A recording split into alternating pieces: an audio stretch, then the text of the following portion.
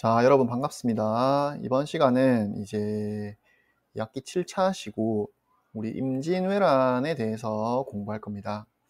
우리 이 임진왜란이라는 거는 정말 조선 사회에 끼친 영향이 어마어마한 사건입니다.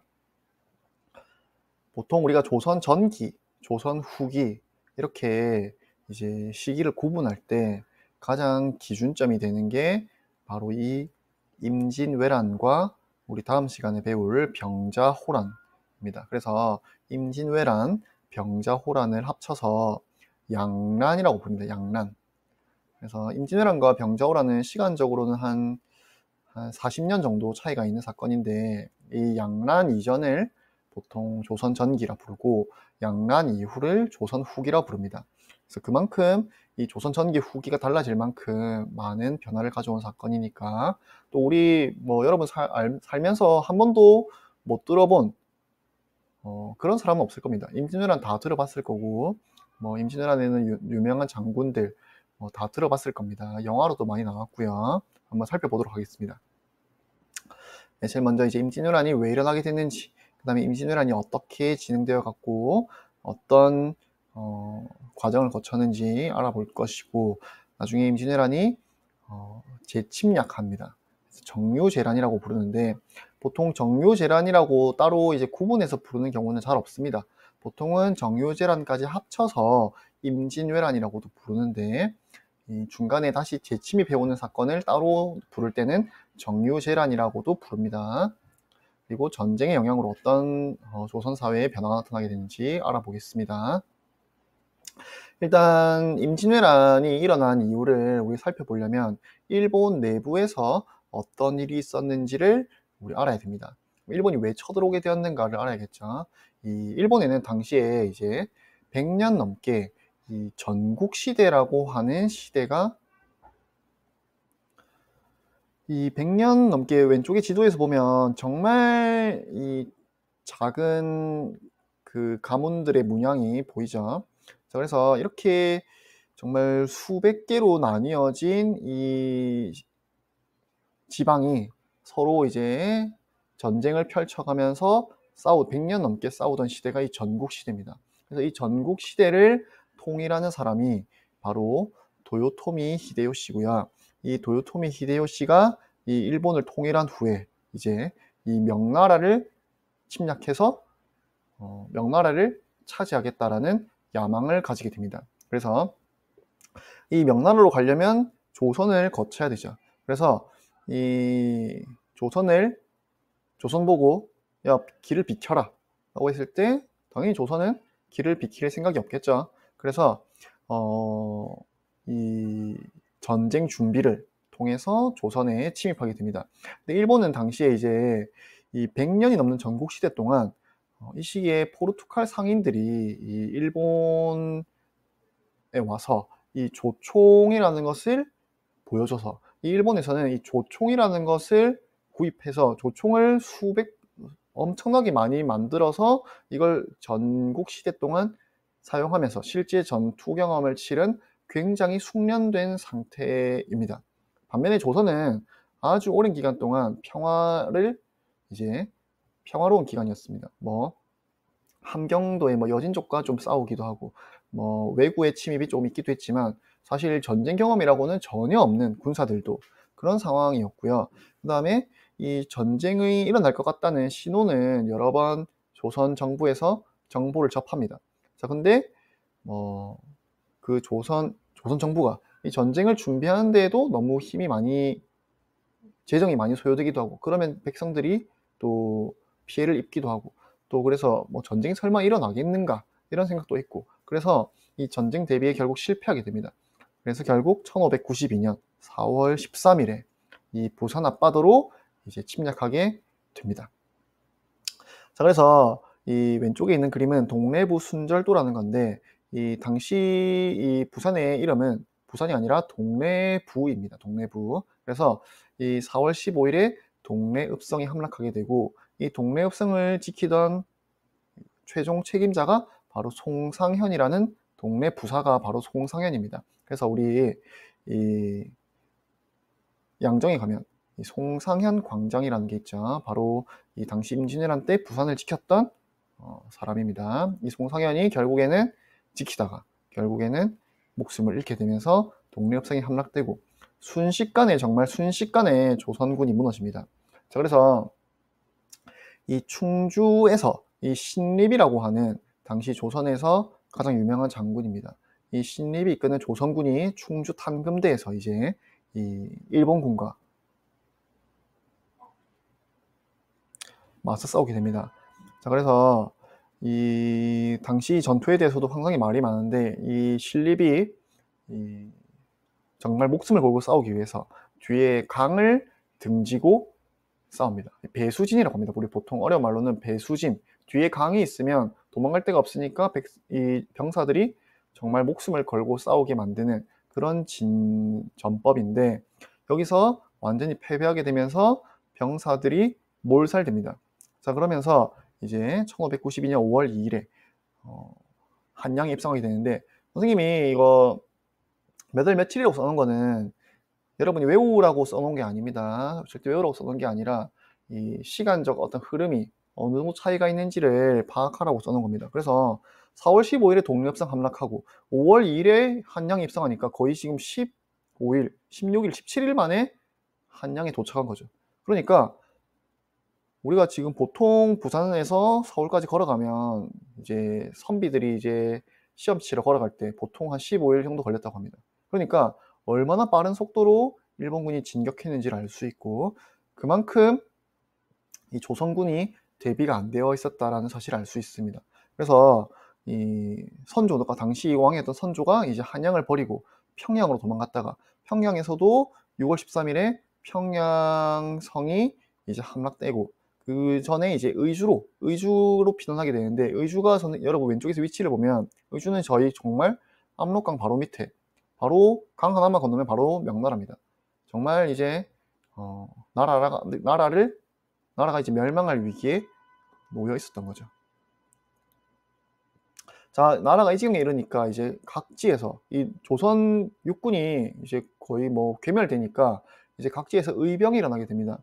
자, 의병 중에 제일 대표적인 인물들이 바로 뭐 곽재우, 우리 여기 경남 의령지방의 출신입니다. 이 곽재우가 이 붉은 옷을 입고 싸워서 홍의 장군이라고 불렸습니다. 그래서 곽재우나 조헌, 고경명, 그 다음에 사명대사 이분은 스님입니다.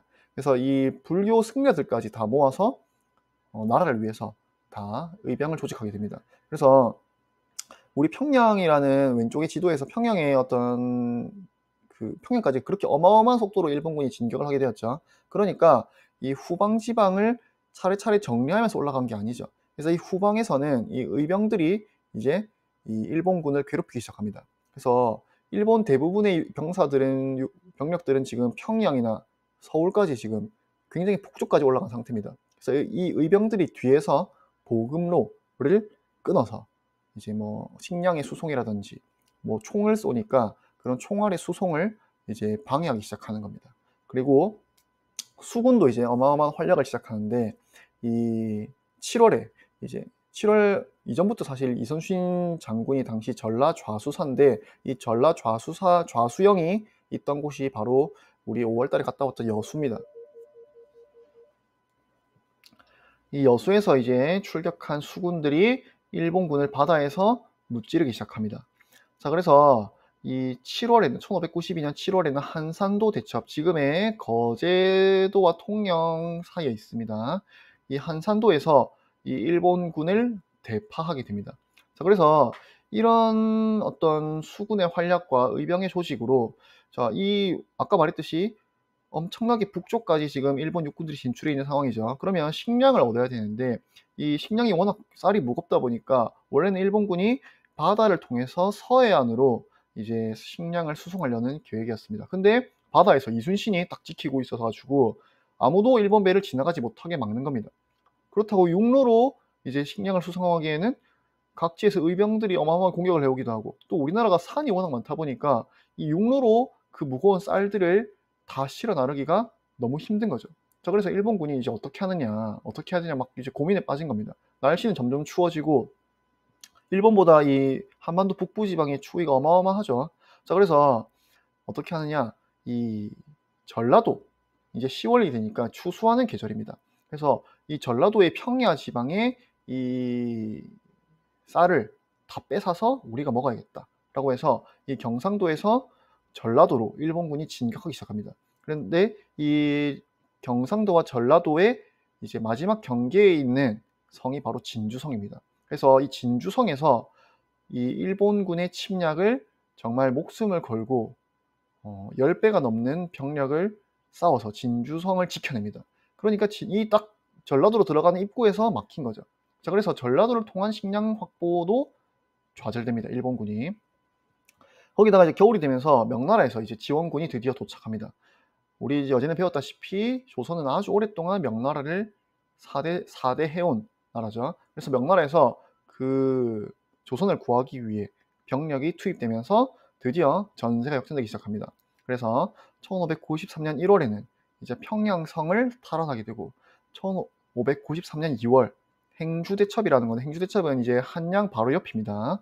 여기서 일본군을 대파하게 되면서 이제 결국 서울을, 우리 한양을 다시 되찾게 되는 게 1593년 4월입니다. 그래서 선생님이 이제 하늘색으로 표시한 이 전투들은 다 우리 임진왜란 3대 대첩하면 꼽히는 게 바로 이 한산도 대첩, 진주 대첩, 행주 대첩이고, 여러분들이 앞으로 수업 시간에 이거 더 자세히 배워보겠습니다. 그래서 이 이후로는 이제 일본군들은 이 한반도 남부, 여기 경상도 지역에 주로 주둔해 있고, 우리 명나라 군대와 조선 군대는 서울 쪽에 이제 주둔해 있는, 그래서 대치 상태가 이어집니다. 그래서 여러분 경상도 지방 다니다 보면 이때 일본인들이 이 경상도에 쌓은 성들이 굉장히 많습니다.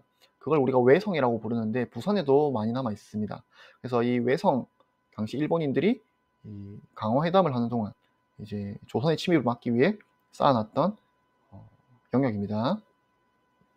자, 근데 이제 3년이 넘게 이 강화회담이 이어지다가 결국에는 결렬됩니다. 그래서 일본이 다시 재침입해오는 게 1597년 1월 이제 정유재란이라고 하는 거고, 이때도 굉장히 재밌는 이야기들이 많은데 이 일본이 재침입해오는 정보를 조선 정부에서 입수합니다. 그래서 이순신한테 가서 그 일본군이 상륙해올 때 상륙하기 전에 걔네들을 바다에서 다 무찔러라 라고 하는데, 이순신이 그 선조의 명령을, 이거는 첩자의 잘못된 정보일 수도 있고 이걸 믿을 수 없다 라고 해서 선조의 명령을 이제 무시합니다. 그래서 이 일본군이 무사히 조선에 상륙합니다. 그래서 선조가 이제 이순신을 압송해서 고문을 하고 감옥에 가두고 이제 그런 어떤 상황이 펼쳐지게 되고, 그동안 이 조선 수군의 대장이 원균으로 바뀌게 되는데, 이 원균이 이 조선 수군을 대부분 상실하게 됩니다. 그래서 이제 완전히 바다에서까지 지기 시작한 거죠. 그래서 선조와 이 조선 정부에서 큰일 났다 해가지고 이순신을 다시 내려보내는데, 이때 남아있던 조선 전함이 딱 12척이었고 이제 일본 전함이 133척, 그래서 12대 133으로 붙은 이 전투를 우리가 명량해전이라고 부릅니다. 그래서 아마 뭐 여러분 영화도 굉장히 유명하니까 아마 많이 봤을 겁니다. 그래서 이런 역사적인 배경을 보고 이제 영화를 보면 좀 더 잘 이해할 수 있겠죠. 자, 그래서 이렇게 다시 일본군의 진격을 막아내는 게 이순신 장군입니다. 그리고 1598년 8월에 도요토미 히데요시가 사망하는데, 이때 유언이 조선에서 철수하라 라는 명령입니다. 그래서 일본군들이 이제 다 모여서 철수하는데, 이 철수하는 마지막까지 이순신 장군이 얘네들을 돌려보낼 수 없다. 돌아가는 얘네들을 다 죽이지 않으면 또 쳐들어올 수도 있다 라고 해서 노량해전을 통해서 이 일본군을 격파하고, 이때 이제 이순신 장군이 이제 돌아가시게 되는 거죠. 그래서 마지막 전쟁을 종료하는 마지막 싸움이 바로 이 노량해전입니다. 자, 그래서 이 전쟁 동안, 이 7년 동안 전쟁을 하게 되는데 완전히 국토가 초토화됩니다. 자, 그래서 우리 인구 변화를 보면 이 임진왜란 직전까지만 해도 인구가 임진왜란 직전의 인구에 비해서 임진왜란 이후에 잰 인구가 엄청나게 많이 줄었습니다. 자, 그 다음에 토지도 정말로 많이 황폐화되는데, 우리 토지라는 거는 세금을 거둘 수 있는 가장 기본적인 단위죠. 대부분의 이 조선의 세금은 토지를 바탕으로 거둬지는 세금입니다. 자, 근데 이 토지 면적의 변화를 보면 뭐 이 전쟁이 가장 심각했던 경상도에서는 거의 농지가 거의 사라지다시피 하는 겁니다. 전라도 역시 마찬가지죠. 가장 이 곡창지대였던 한반도 남부가 이 전쟁으로 완전히 황폐화되면서 토지가 황폐해지면 세금을 거둘 수가 없습니다. 그리고 문화재 약탈. 이때 가장 유명한 이제 문화재가 약탈되거나 전소된 게 바로 경복궁이 완전히 불타 사라지게 되고, 이 경복궁이 불타게 사라지는 것도 굉장히 재미있는데, 선조가 아까 한양을 버리고 이제 떠났다고 했죠. 그러자 조선에 있는 노비들이 이 노비 문서가 보관되어 있던 이 경복궁 안에 뛰어들어가서 노비 문서를 다 불지르기 시작합니다. 자, 그래서 노비 문서가 완전 다 불타 사라지고, 그리고 이 전쟁 기간 동안 공을 세운 사람들은 이 공명첩이라는 걸 내려줘서 신분을 상승시켜 줍니다. 그러다 보니까 전쟁 전에는 노비나 평민이었는데 이 공을 세워서 양반으로 상승하기도 하는 이런 일이 벌어지기도 합니다. 그리고 왼쪽에 있는 거는 이제 일본에 있는 이 코무덤이나 조선인의 코나 귀를 묻어놓은 무덤입니다. 자, 그래서 이때 당시에 이제 일본인들이 이 전쟁의 공을 세울 때 이제 증거로 가져오라고 한 게 조선인의 귀나 코입니다. 자, 그래서 이걸 이제 가져가서 일본인 장수한테 바치면 일본인 장수가 너 잘했네 라고 이제 평가를 하는 거죠. 그 증거로 가져온 게 이 코나 귀고, 이게 지금 일본에 가면 그걸 보관할 수는 없겠죠. 그걸 다시 묻어 놓습니다. 얘네들이. 이걸 볼 수 있습니다. 그래서 이 임진왜란 때 또 재밌는 일이 많은데, 막 일본인 장수 중에 또 조선에 귀화해가지고 조선의 장수가 되어서 또 일본과 맞서 싸우는 그런 사람들이 있습니다. 김충선이라고 하는 사람입니다. 김충선. 그래서 그런 사람도 있고, 또 명나라 장수 중에 또 조선에 왔다가 나 그냥 조선의 장수가 되려다 하면서 조선의 장수가 된 사람도 있고 그렇습니다. 그래서 되게 재밌는 이야기도 많고, 또 이 사건으로 우리 다음 시간에 뭐 배우냐면 동아시아의 질서가 엄청나게 변화합니다. 그래서 여기에 대해서 우리 한번 배워보겠습니다. 자, 오늘 수업 여기까지고, 워낙 중요한 사건이라서 좀 수업이 길어졌습니다.